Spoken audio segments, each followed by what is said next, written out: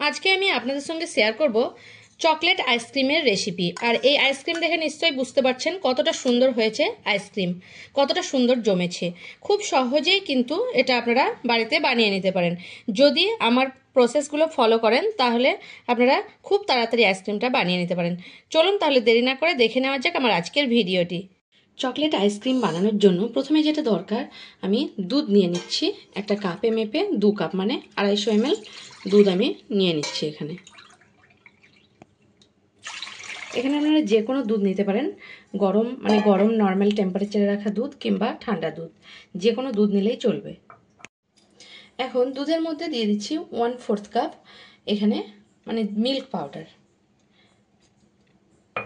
আর এর মধ্যে দিয়ে দেব একটা চামচের 3 চামচ পরিমাণে কোকো পাউডার।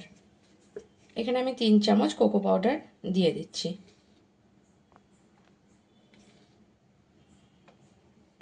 আর এখানে দিয়ে দিচ্ছি এক চামচ, নর্মাল চামচ যেরকম হয় চামচের 1 চামচ কর্নফ্লোর।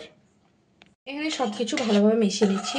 আর কর্নফ্লোর আর যেহেতু কোকো পাউডার আছে তাই খুব তাড়াতাড়ি এটা হয়ে যাবে। আর কোকো পাউডার না দিলে হয়তো আমি কর্নফ্লোরটা একটু বেশি দিতাম, কিন্তু যেহেতু চকলেট আইসক্রিম বানাচ্ছি তাই আমি কোকো পাউডারটা দিয়ে দিচ্ছি। ভালোভাবে নর্মাল গ্যাসে চড়ানোর আগেই কিন্তু ভালোভাবে মিশিয়ে নিচ্ছি আমি এটা।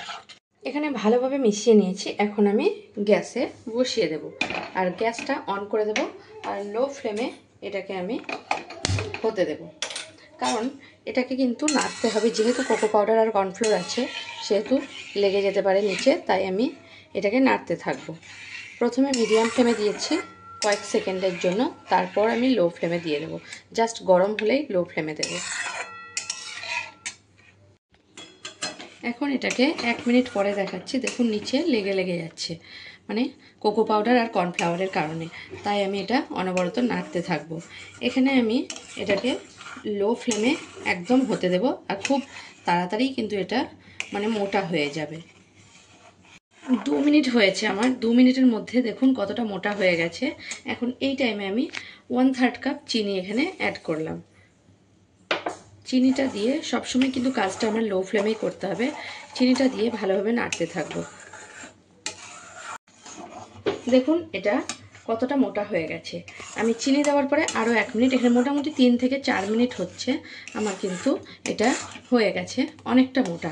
আর ঠিক এই টাইমে আমি ডার্ক কম্পাউন্ড অল্প পরিমাণে একটু দিয়ে দিচ্ছি, কারণ চকলেটি আইসক্রিমের মধ্যে একটা চকলেটি ভাব আসবে, খুব সুন্দর। এটা না দিলেও কোনো অসুবিধে নেই, আপনারা নর্মালিও করতে পারেন, কিন্তু আমি এটা দিয়ে দিচ্ছি। একটু যারা বেশি চকলেট ভাব খেতে চান তাদের কিন্তু আইসক্রিমে খুব ভালো লাগবে এই ডার্ক চকলেটটা দিলে, তাই আমি ডার্ক চকলেটটা অ্যাড করলাম। আপনারা চাইলে ডার্ক চকলেটটা অ্যাভয়েড করতে পারেন। এখানে আরও আমি 1 মিনিট বা 1.5 মিনিট এইভাবেই লো ফ্লেমে এটাকে নাড়তে থাকবো। এখানে আমার আরও 1-1.5 মিনিট হয়ে গেছে। ঠিক এই অবস্থাতে আমি গ্যাসের ফ্লেমটা অফ করে দেব, কারণ এটা ঠান্ডা হলে আরও একটু মোটা হয়ে যাবে। গ্যাসের ফ্লেমটা অফ করে দিচ্ছি আর এটাকে আমি ঠান্ডা হতে দিচ্ছি। এটাকে এখন নর্মাল টেম্পারেচারে রেখে আমি ঠান্ডা করে নেবো প্রথমে।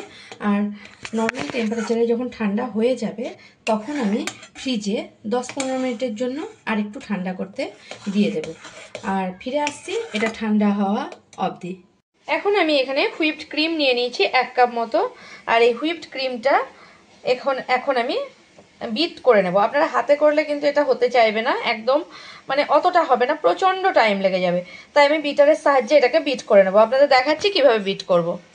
প্রথমে এবারে এটাকে বিট করে নিচ্ছি। দেখুন ঠিক এভাবে বিটারের সাহায্যে আমি বিট করে নেব ক্রিমটাকে। দেখুন আমার কিন্তু ক্রিমটা আমার এখন বিট হয়ে গেছে। আমি দেখাচ্ছি ঠিক এরকম হবে ক্রিমটা। এভাবে উল্টালেও কিন্তু এটা পড়ে যাবে না, এভাবেও বিটটা হয়ে গেছে এখন ক্রিমটা। এবারে যেটা আমি বানিয়েছিলাম দুধ দিয়ে কোকো পাউডার দিয়ে, সেটা এর মধ্যে আমি এখন ঢেলে দিচ্ছি। এবারে আমি আবারও বিট করে নেব এটা হুইপড ক্রিমের সঙ্গে।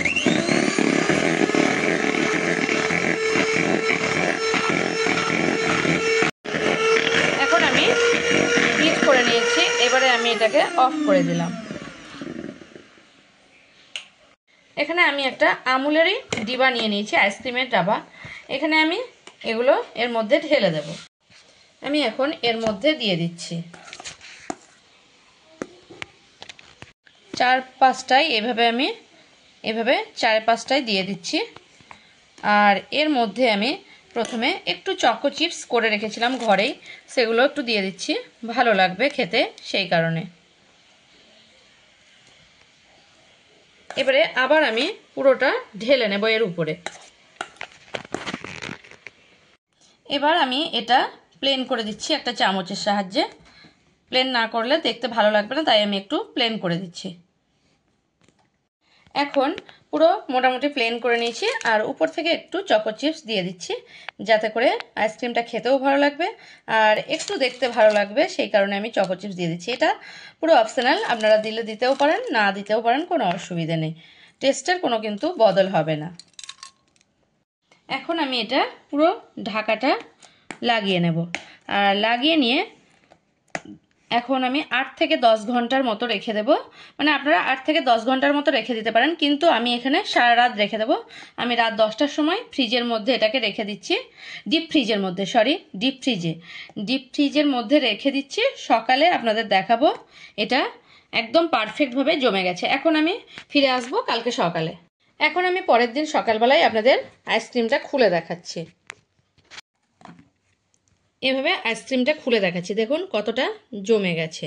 এবারে আমি আপনাদের এভাবে তুলে দেখাবো। একটা হাতা নিয়ে নিয়েছি, হাতার সাহায্যে আমি তুলে নিচ্ছি।